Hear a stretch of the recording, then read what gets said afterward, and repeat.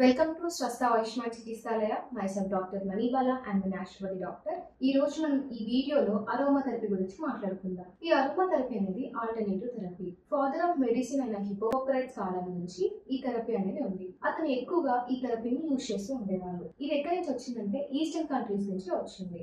ఎక్కువగా Arabian countries వాళ్ళు perfumes ని, అత్తర్స్ ని యూజ్ చేస్తూ ఉంటారు. ఎందుకంటే ఈ అరోమా థెరపీ అనేది ఫిజికల్ గా, మెంటల్ గా, స్పిరిచువల్ గా కూడా బ్యాలెన్స్ చేస్తూ ఉంటుంది.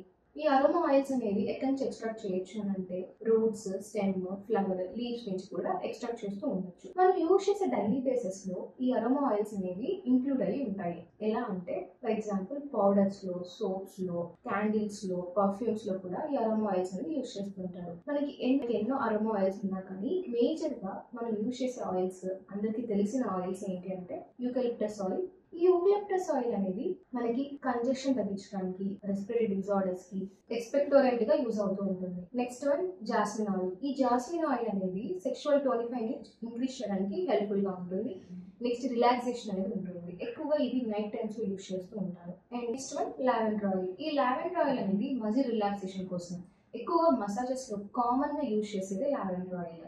సో నర్వస్ సిస్టమ్ రిలాక్సేషన్ కూడా యూజ్ చేస్తూ ఉంటాము. Next one sweet fennel oil.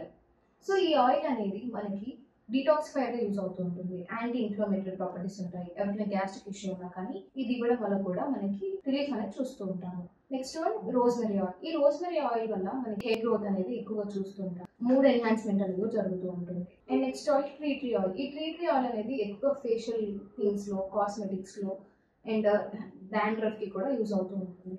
So మనం ఈ ఆయిల్స్ అనేవి ఎలా యూజ్ చేయాలి? ఈ ఆయిల్స్ అనేవి ఎందులోనైనా మిక్స్ చేసుకోవాలి. అంటే లైక్ కోకోనట్ ఆయిల్ లో మిక్స్ చేసుకొని యూజ్ చేసుకోవాలి. మేజర్ గా మేము ఎలా యూజ్ చేస్తుంటాం అంటే స్టీమ్ బాత్ లో, స్టీమ్స్, ఫేషియల్ స్టీమ్స్ లో, నెక్స్ట్ బాత్స్ లో. సో ఇలా యూజ్ చేయడం వల్ల ఓవరాల్ గా మనకి రిలాక్స్ అనేది చూస్తూ ఉంటాం. సో ఈ ఆయిల్స్ యూజ్ చేయడం వల్ల ఎలాంటి కండిషన్స్ అనేవి తగ్గుతూ ఉంటాయంటే మేజర్ గా anxiety, depression, stress, mood enhancement, behaviour changes, hormone imbalance అయినా కానీ, రెస్పిరేటరీ డిజార్డర్స్ ఉన్నా కానీ, ఇలాంటి కండిషన్స్ లో మనము ఎక్కువగా చేంజెస్ అనేది చూడొచ్చు. ఈ అరోమా ఆయిల్స్ అనేది ఎలా ఎఫెక్ట్ అవుతూ ఉంటుంది మన బాడీలో అంటే ఎప్పుడైతే మనము ఈ ఆయిల్స్ ని ఇన్హేల్ చేసినప్పుడు మనం నోస్ లో ఉండే ఆల్ ఫ్యాక్టరీ రిసెప్టార్స్ అనేది మన బ్రెయిన్ కి సిగ్నల్ పంపిస్తూ ఉంటుంది.